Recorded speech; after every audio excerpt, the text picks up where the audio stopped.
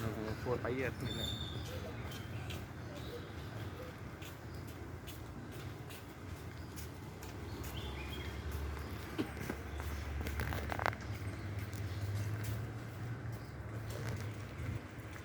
ನಮಸ್ಕಾರ ಸ್ನೇಹಿತರು, ಮುಂಜಾನೆಯ ಶುಭಾಶಯಗಳು. ಇಂದಿನ ದಿನ ಸುದಿನವಾಗಲಿ ಅಂತ ಬಯಸ್ತಾ ಮುಂಜಾನೆಯ ಮಾತಿಗೆ ತಮಗೆ ಸ್ವಾಗತ, ಸುಸ್ವಾಗತ, ಆದರ ಸ್ವಾಗತ. ಸ್ನೇಹಿತರೆ, ಇಂದಿನ ಬೆಂಗಳೂರಿನ ವಾತಾವರಣ ಬಹಳ ತಂಪಾಗಿದೆ, ಇಂಪಾಗಿದೆ ಅಂತ ಕೂಡ ಹೇಳ್ಬೋದು. ಯಾಕಂದರೆ ಇದೊಂದು ಚಳಿಗಾಲದ ವಾತಾವರಣ ಇಂದಿನ ಮುಂಜಾನೆಯಲ್ಲಿ ನಮ್ಮ ಬೆಂಗಳೂರಿನಲ್ಲಿತ್ತು. ಸ್ನೇಹಿತರೆ, ಮುಂಜಾನೆಯ ನಡಿಗೆ ಮುಗಿತಾ ಇದೆ. ಹಾಗೆ ನಿಮ್ಮ ಜೊತೆ ಒಂದಿಷ್ಟು ಮಾಹಿತಿಯನ್ನು ಶೇರ್ ಮಾಡೋಣ ಅಂತ ಈ ಒಂದು ವಿಡಿಯೋ ಮಾಡಿ ಹಾಕೋ ಪ್ರಯತ್ನ. ನೋಡಿ, ಇವತ್ತಿನ ಮುಂಜಾನೆಯ ವಾತಾವರಣ ನೋಡಿ ನನಗೆ ಆ ಒಂದು ದಿನದ ನೆನಪಾಯ್ತು ನೋಡಿ. ಅದೇ 1989 ಡಿಸೆಂಬರ್ 9ನೇ ತಾರೀಕು. ಬಹಳ ತೀವ್ರವಾದ ಒಂದು ಚಳಿಗಾಲದ ದಿನ. ಅವತ್ತು 6 ಡಿಗ್ರಿ ತಾಪಮಾನ ಬೆಳಿಗ್ಗೆ ಬೆಂಗಳೂರಿನಲ್ಲಿ ಇತ್ತು. ಹಾಗೆ ಮುಂದೆ ರಾತ್ರಿ ಹೊತ್ತಿಗೂ ಕೂಡ ತಾಪಮಾನದಲ್ಲಿ ಬಹಳ ಬದಲಾವಣೆ ಆಗಿರಲಿಲ್ಲ. 7 ರಿಂದ 8 ಡಿಗ್ರಿ ಉಷ್ಣಾಂಶ ಇತ್ತು.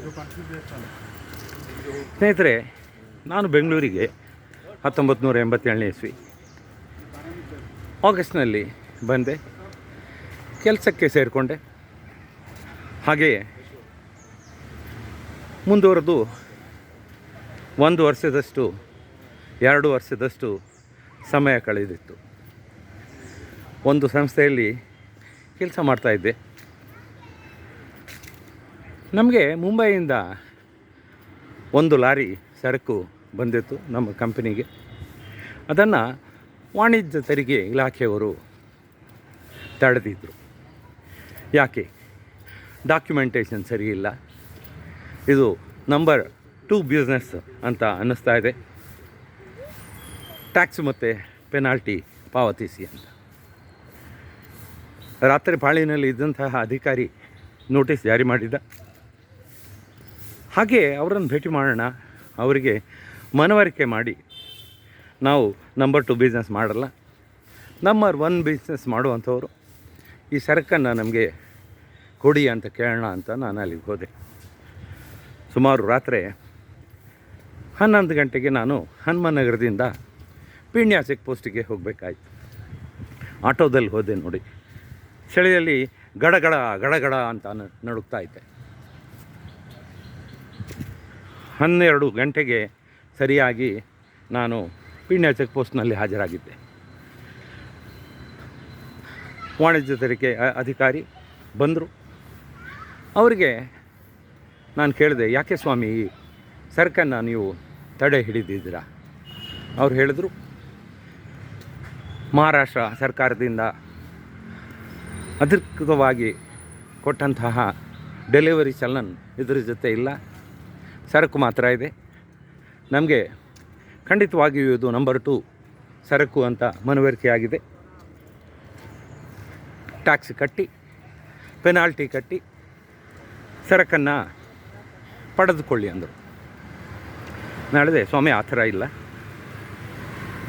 ನಿಮಗೆ ಈ ಡೆಲಿವರಿ ಚಲನ್ ಏನಿದೆ ಇದು ಪ್ರಾಯಶಃ ಟ್ರಾನ್ಸ್ಪೋರ್ಟ್ರಲ್ಲಿ ಅವರು ಕಳ್ಕೊಂಡಿರ್ಬೋದು, ನಾನು ಅದನ್ನು ನಿಮಗೆ ತಂದು ಕೊಡುವ ಜವಾಬ್ದಾರಿ ನಂದು. ಒಪ್ಕೊಂಡ್ರು ನೋಡಿ. ಮರುದಿವಸ ಮುಂಬೈನ ಆಫೀಸಿಗೆ ಫೋನ್ ಮಾಡಿ ಡೆಲಿವರಿ ಚಲನ್ ಕಾಪಿಯನ್ನು ತರಿಸ್ಕೊಂಡೆ. ಯಾಕಂದರೆ ಈ ಡೆಲಿವರಿ ಚಲನ್ 4 ಪ್ರತಿಗಳಲ್ಲಿ ಹ್ಯಾಂಡ್ ರಿಟನ್ ಆವತ್ತಿನ ಕಾಲದಲ್ಲಿ. ಆವಾಗ ಕಂಪ್ಯೂಟರ್ ಇರಲಿಲ್ಲ, ಇಮೇಲ್ ಇರಲಿಲ್ಲ. ವಾಟ್ಸಪ್ ಇರಲಿಲ್ಲ, ಇಂಥ ಕಾಲ. ಈ ಡೆಲಿವರಿ ಚಲನ್ನ ಒರಿಜಿನಲ್ ಟ್ರಾನ್ಸ್ಪೋರ್ಟ್ರಿಗೆ ಕೊಡ್ತಾರೆ, ಟ್ರಾನ್ಸ್ಪೋರ್ಟೇಷನ್ಗೆ. ನಂತರ ಒಂದು ಕಾಪಿಯನ್ನು ಚೆಕ್ ಪೋಸ್ಟ್ನಲ್ಲಿ ತಗೊಳ್ತಾರೆ, ಮುಂಬೈ ಚೆಕ್ ಪೋಸ್ಟ್. ನಂತರ ಒಂದು ಕಾಪಿ ಮಾಲನ್ನು ಕಳಿಸಿದವರು ಇಟ್ಕೊಳ್ತಾರೆ. ಅದರ ಪ್ರತಿಯನ್ನು ನನಗೆ ಕಳಿಸ್ಕೊಟ್ರವರು. ಅದು ಬರೋದಕ್ಕೆ 4-5 ದಿನ ಆಯಿತು. ಆವಾಗ ಸ್ಪೀಡ್ ಪೋಸ್ಟು ಕೊರಿಯರು ಬಳಸೋದು ಕಮ್ಮಿ ಇತ್ತು. ಬಂದ ನಂತರ ಪಿಣ್ಯ ಚೆಕ್ ಪೋಸ್ಟಿಗೆ ಹೋಗಿ ಅದನ್ನು ಕೊಟ್ಟೆ. ನನ್ನನ್ನು ನಂಬಿದ್ರವರು ನಮ್ಮ ಸರಕನ್ನು ನಮಗೆ ಒದಗಿಸಿಕೊಟ್ರು. ಹೀಗೆ ಆ ದಿನದ ಚಳಿಗಾಲದ ಅನುಭವವನ್ನು ಇವತ್ತು ನಾನು ನೆನೆಸ್ಕೊಂಡೆ. ಇಂದಿನ ಬೆಳಗಿನ ವಾತಾವರಣ ನೋಡಿ ಅಂಥ ಒಂದು ಚಳಿಯಲ್ಲಿ ಓದಾಡಿದ್ದೆ ನಾನು. ನನಗೆ ಅಂದಾಜಿತ್ತು ರಾತ್ರಿ 12 ಆ ಪಾಳಿಯಲ್ಲಿ ಇರೋ ಆಫೀಸರನ್ನೇ ಕಾಣಬೇಕಾಗಿತ್ತು. ಅದು ಓಪನ್ ಆಟೋದಲ್ಲಿ ಹೋದರೆ ಬಹಳ ಚಳಿ. ಆವಾಗ ಈ ಓಲಾ, ಊಬರ್ ಈ ಥರದ ಕಾರಿನ ಸೌಲಭ್ಯಗಳು ಇರಲಿಲ್ಲ. ನಾವೆಲ್ಲ ಬಸ್ಸಿನಲ್ಲಿ ಓಡಾಡ್ತಾ ಇದ್ದಂತಹ ಜನ. ಆರ್ಥಿಕತೆ ಬಹಳ ವೀಕ್ ಇತ್ತು ಆವಾಗ. ಪ್ರತಿಯೊಬ್ಬ ಮನುಷ್ಯನೂ ಕೂಡ ಸಮರ್ಥನಾಗಿರಲಿಲ್ಲ ಇವಾಗಿನ ಥರ. ನೋಡಿ, ಆ ಚಳಿ ತಡ್ಕೊಳ್ಬೇಕು ಅಂದರೆ ಏನು ಸಾಧ್ಯತೆ ಅಂದರೆ ಬೆಚ್ಚಗಿನ ಉಡುಪುಗಳನ್ನು ಧರಿಸಬೇಕು. ಆದರೆ ನಾವು ಮಂಗಳೂರು ಜನ ಬೆಂಗಳೂರಿಗೆ ಬಂದಾಗ ಇದೊಂಥರ AC ಕೊಠಡಿ ಒಳಗೆ ಪ್ರವೇಶ ಮಾಡಿದ ಹಾಗೆ ಅನುಭವ. ಹಾಗಾಗಿ ನಾವು ಬೆಚ್ಚನೆಯ ಉಡುಪುಗಳನ್ನು ಮಂಗಳೂರಿನಲ್ಲಿ ಹಾಕೋದಿಲ್ಲ, ಅದನ್ನು ಇಲ್ಲಿಗೆ ತಂದಿದ್ದೂ ಇಲ್ಲ, ಇಲ್ಲಿ ಖರೀದಿ ಮಾಡಿದ್ದೂ ಇಲ್ಲ. ಹಾಗೆ ಒಂದಿಷ್ಟು ಜನ ಸಿಗರೇಟ್ ಸೇರ್ತಿದ್ರು ಬೆಚ್ಚಗೆ ಇರೋಣ ಅಂತ. ನನಗೂ ಅನ್ನಿಸ್ತು ಒಂದು ಪ್ಯಾಕ್ ಸಿಗರೇಟ್ ಇಟ್ಕೊಂಡ್ರೆ ಹೇಗೆ ಅಂತ. ಆವತ್ತು ನೋಡಿ ರಾತ್ರಿ 11 ಗಂಟೆಯಿಂದ ವಾಪಸ್ 1 ಗಂಟೆಗೆ ಹನುಮನಗರಕ್ಕೆ ಬರಬೇಕಾದ್ರೆ ಒಂದಷ್ಟು ಸಿಗರೇಟ್ಗಳು ಕೂಡ ಖಾಲಿಯಾಗಿದ್ವು. ಅಂಥ ಚಳಿ ಮಾರಾಯರೆ, ಎಂಥ ಚಳಿ. 4 ಬೆಡ್ಶೀಟ್ ಹಾಕಿ ಹೊದ್ಕೊಂಡು ಮಲಗಿದ್ರು ಬೆಚ್ಚಗಿರಲ್ಲ. ಕಂಬಳಿ ದಬಳಿ ಬೇಕೇ ಬೇಕು. ಈ ಥರದ ಚಳಿ ನಮ್ಮ ಬೆಂಗಳೂರಿನಲ್ಲಿ ಇತ್ತು ಆವಾಗ. ಆ 6 ಡಿಗ್ರಿ ತಾಪಮಾನ ಇವತ್ತು ಯಾವತ್ತೂ ಇರಲ್ಲ. ಸಾಕಷ್ಟು ಗರ್ಮಿ ಇದೆ ಈಗ. ಯಾಕಂದರೆ ಬೆಂಗಳೂರಿನ ಜನಸಂಖ್ಯೆ ಆವಾಗ 35 ಲಕ್ಷ ಇತ್ತು, ಈಗ 135 ಲಕ್ಷ ಆಗಿದೆ. ಹಾಗೆಯೇ ವಾಹನಗಳು ಕೂಡ. ಹಾಗಾಗಿ ಅಂಥ ಚಳಿ ಇವಾಗ ನಮ್ಗೆ ಕಾಣಸಿಗಲ್ಲ. ಸ್ನೇಹಿತರೆ, ಈ ಥರದ ಒಂದು ಅನುಭವ ನೆನಪಾಯಿತು. ಇದನ್ನು ನಿಮ್ಮ ಮುಂದೆ ಇಡೋ ಪ್ರಯತ್ನ ಮಾಡಿದ್ದೀನಿ. ಮುಂಜಾನೆಯ ಮಾತುಗಳನ್ನು ಕೇಳಿದ್ದಕ್ಕೆ ಬಹಳ ಸಂತೋಷವಾಯಿತು. ಪ್ರೀತಿ ಇರಲಿ.